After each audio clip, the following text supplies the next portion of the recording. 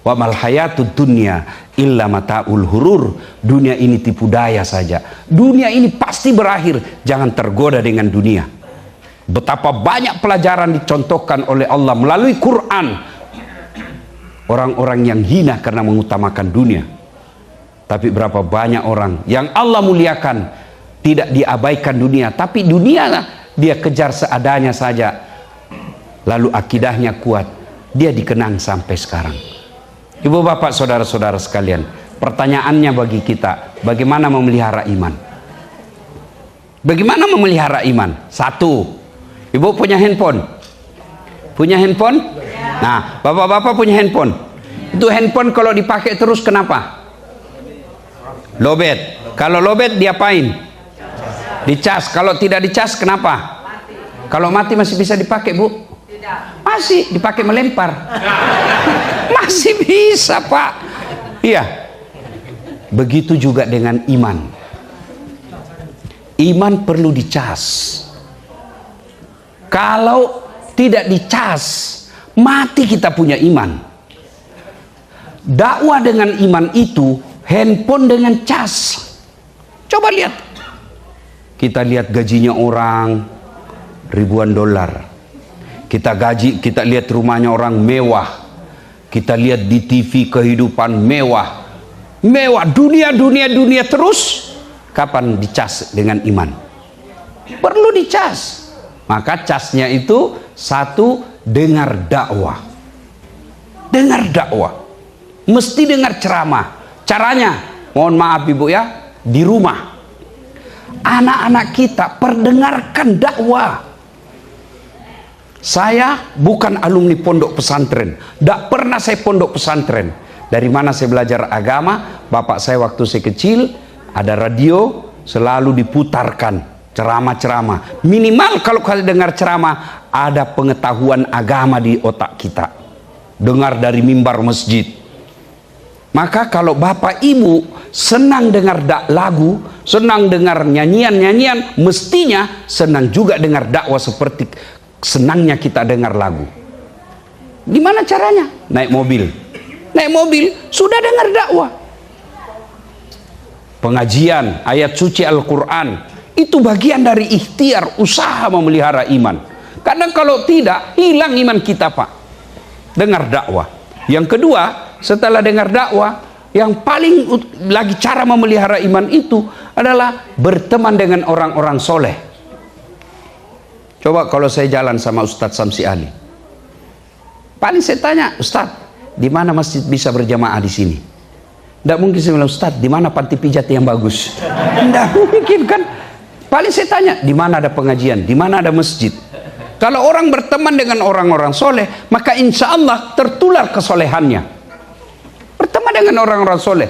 Nabi mengilustrasikan, orang berteman dengan orang-orang soleh itu, mengilustrasikan, kalau kau bersahabat dengan penjual parfum, kalau kau tidak dapat parfumnya, kau dapat bau harumnya.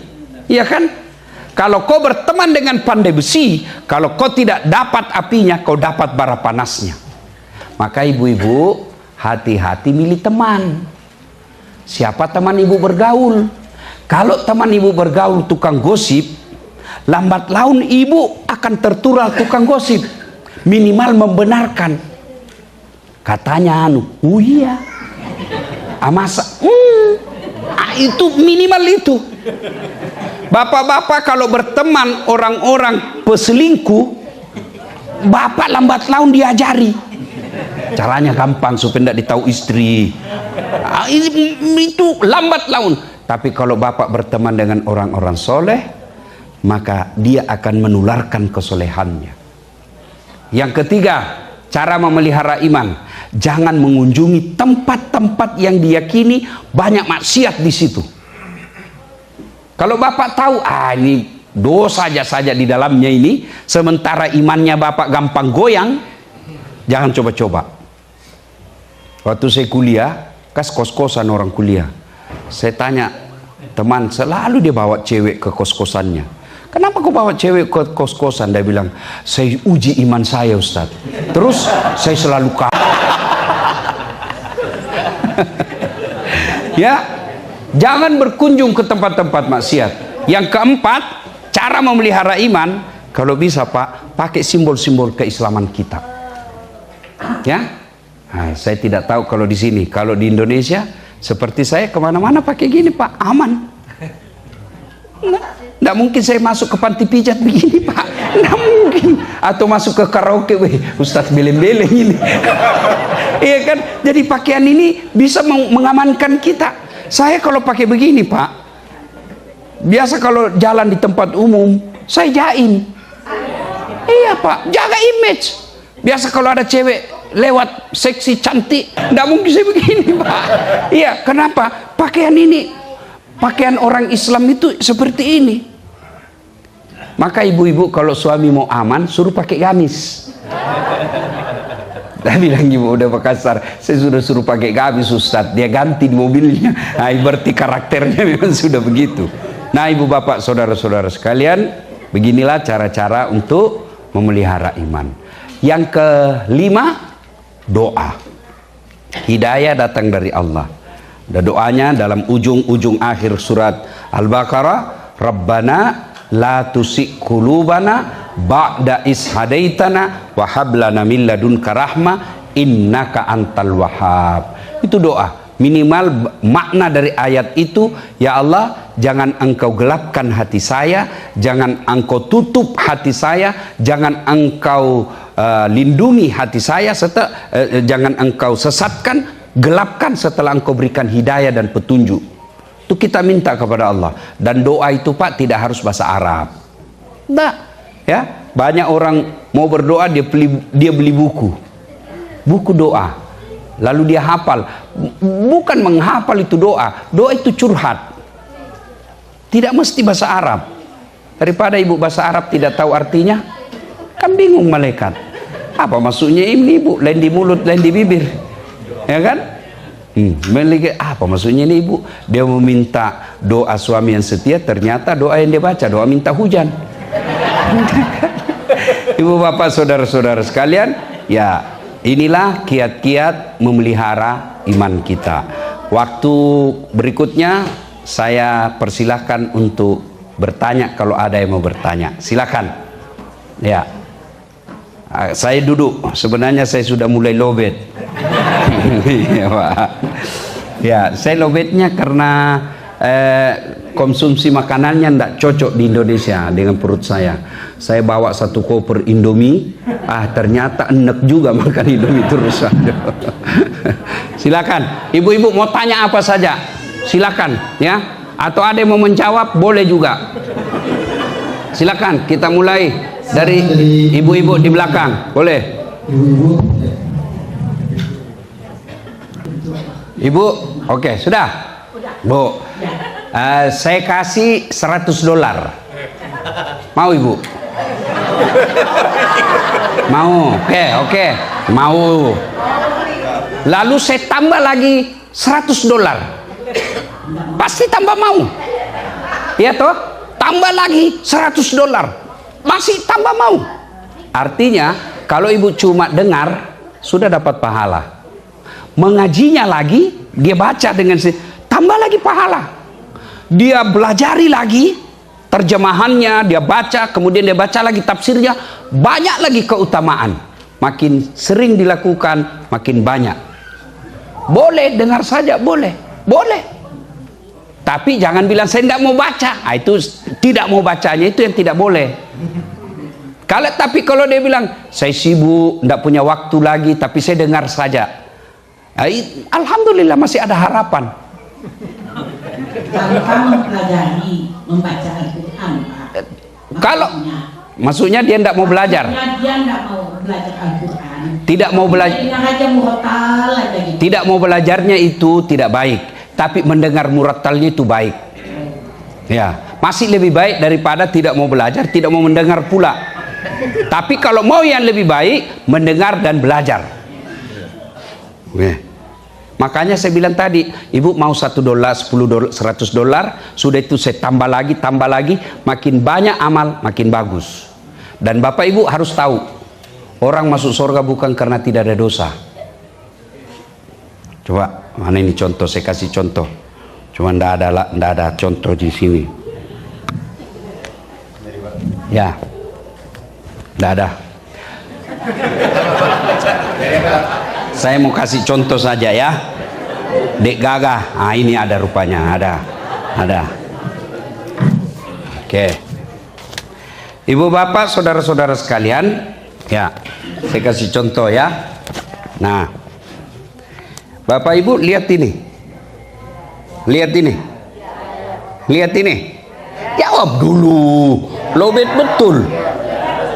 Lihat ini. Nah, anggaplah ini dosa. Menipu istri. Alasan rapat-rapat ternyata pergi merapat. Kan? Anggaplah ini dosa menipu suami. Izin pergi pengajian 30 menit 2 jam gosip.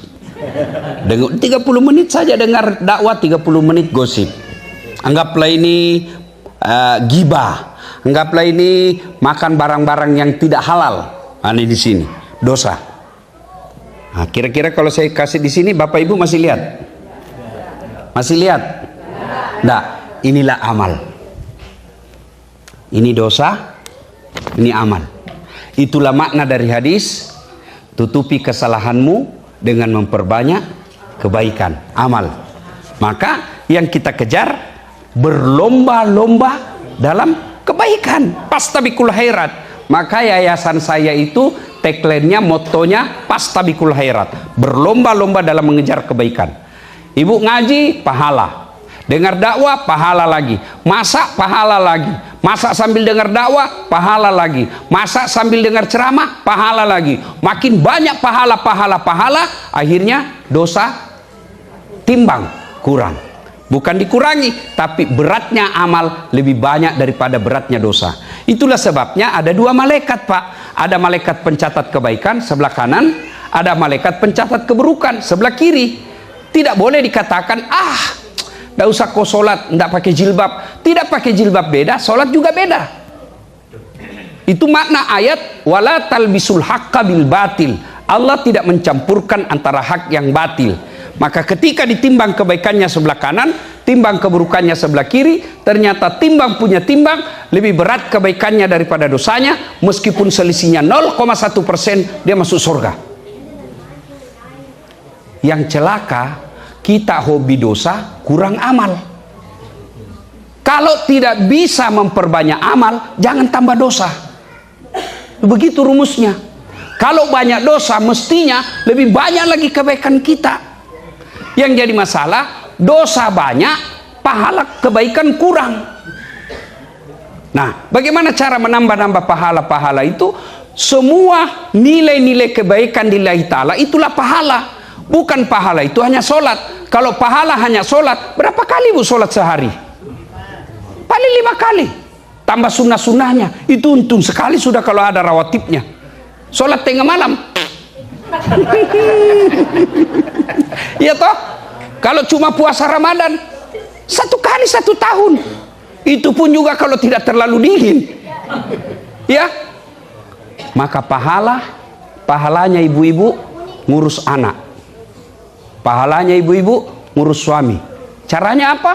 Masa air pagi itu sudah pahala kalau niat untuk anak-anak kita. Ke pasar beli ikan, ke pasar beli sayur, pahala. Cuma ibu-ibu sekarang malas masak-masak. Semua GoFood. Kalau ibu cuma andalkan GoFood, maka ibu kurang pahalanya.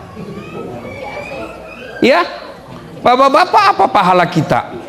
Alhamdulillah cari nafkah itu pahala. Ibu-ibu dari rumah ke sini itu pahala. Saya waktu di Phoenix beberapa hari yang lalu, ada ibu-ibu bilang, Ustadz, saya dari Texas, bawa mobil sendiri. Berapa jam ibu? Kurang lebih 12 jam. Hebat juga. Selama perjalanan itu, kalau orang pergi menuntut ilmu, itu fisabilillah, jihad. Jihad. Kalau dia wafat dalam perjalanan, sama nilainya mati syahid. Ibu datang ke sini, langkah kaki itu pahala. Kan ibu bukan mau show force, bukan mau fashion show di sini. Iya toh? Cuma setan gosipin, halang-halangi kita. Akhirnya apa? Datang ke sini masih gosip. Orang masuk dileliati dari ujung kepala sampai ujung rambut. Dia ndak gosip tapi mukanya sinis. Apa itu? Apa? Kenapa? Apa? Palsu. Ya, itu cara setan supaya pahala kita habis. Nah, makanya Ibu, kalau pergi perjalanan begini itu kan pahala. Kaki kanan satu pahala, kaki kiri gugur dosa kecilnya. Bayangkan, apalagi kalau Ibu jalan begini. Berapa langkah pahala itu? Ustadz, bagaimana kalau naik mobil? Alhamdulillah 4 rodanya kali 4. Jadi pahala itu bukan sekedar puasa, bukan sekedar, itulah sebut ada namanya ibadah mahda yang khusus kepada Allah. Tapi ada juga pahala kita melalui muamalah. Muamalah itu kalau mau banyak pahala, sedekah. Kalau sholat hanya dapat pahalanya ketika sholat. Haji hanya dapat pahalanya ketika haji. Tapi sedekah, bantu pesantrennya Ustadz Samsi, selama pesantren itu bekerja, melahirkan anak-anak penghafal, melahirkan pendakwah, meskipun ibu sudah wafat 1000 tahun yang lalu, tetap dapat pahala. Namanya amal jariah. Makanya jangan terlalu pelit. Kalau mau kasih masuk celengan, dia cari uangnya paling kecil. Begitu mau beli perhiasan paling besar. Ibu-ibu, kalau ibu meninggal, siapa yang pakai itu emas berlianmu? Bukan, istri kedua. Kawin lagi, Bu. Jelas ya? Jelas, Ibu? Mengaji baik. Baca lagi terjemahannya, tambah lagi pahalanya. Dia pelajari lagi tafsirnya, tambah lagi pahalanya. Tapi kalau mendengar saja, itu kebaikan juga. Yang penting jangan berkata, saya tidak mau mengaji, hanya mau mendengar saja, saya tidak mau belajar itu bacanya. Kata jangan dan tidak mau itu tidak baik. Tapi hobinya untuk dengar sudah bagus. Wallahu a'lam bishawab. Oke, Bu? Sama-sama. You understand? Thank you very much.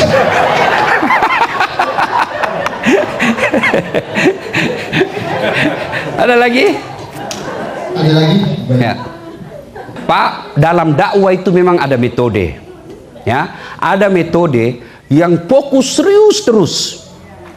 Seperti Bapak Quraisy Shihab. Tapi percaya anak-anak seperti ini, adik-adik saya ini yang begini, bakal ditinggal. Maka dalam dakwah itu ada juga bahasa, ada metodenya. Ada metode. Maka ada baru-baru saya buku tulisan dakwah saya itu ada dalam buku baru saya bikin. Ada 2 buku bahasa baru yang diterbitkan Gramedia. 1 New Media dan Dakwah. Dakwah di medsos tentu beda dengan dakwah di mimbar. Ya, sekarang dakwah ini lebih efektif melalui medsos. Kalau saya dakwah di mimbar, paling dengar seperti ini berapa di sini? Paling 300 orang. Tapi begitu saya post di YouTube, berapa juta yang nonton. Ada baru-baru saya post di IG saya, yang saya sisir-sisir ibu saya sambil diskusi, itu dalam 1 hari 11,5 juta yang nonton. Itulah hebatnya, itu namanya medsos. Jadi dalam dakwah ada metode. Beda ketika saya berhadapan dengan adik-adik, beda ketika bapak, ya, beda kemudian lain-lain. Dan itu ada tahapnya. Al-Quran ketika mengharamkan hamar tidak akan langsung haram. Tidak, bertahap itu. Pertama dibilang dulu hamar itu ada faedahnya, tapi ada juga jeleknya. Ketahuilah jeleknya jauh lebih banyak daripada faedahnya. Yang kedua, turun lagi setelah jauh-jauh, turun lagi periode ayat kedua tentang hamar. La taqrabus salata wa antum sukara. Jangan kau dekati solat ketika kau dalam keadaan mabuk. Berarti makin jauh. Sudah dilihatnya itu baru pak turun ponis. Namal khamru. Hamar rijsun, bapak moyangnya dosa, min amalis syaitan, perbuatan syaitan, jauhi agar kamu termasuk orang-orang beriman. Itu ada caranya. Jadi saya dalam berdakwah lihat dulu, oh ini yang penting senang-senang dulu, yang penting dia gembira-gembira mau dengar dakwah. Dan ada begitu, ada metodenya, ya. Terima kasih atas sarannya, Pak, ya. Mudah-mudahan ada rezeki datang lagi. Amin. Ada lagi? Ada lagi? Ya. Ibu dulu. Yang belakang. Saya sebagai Muslim peduli terhadap Palestina. Bentuknya satu.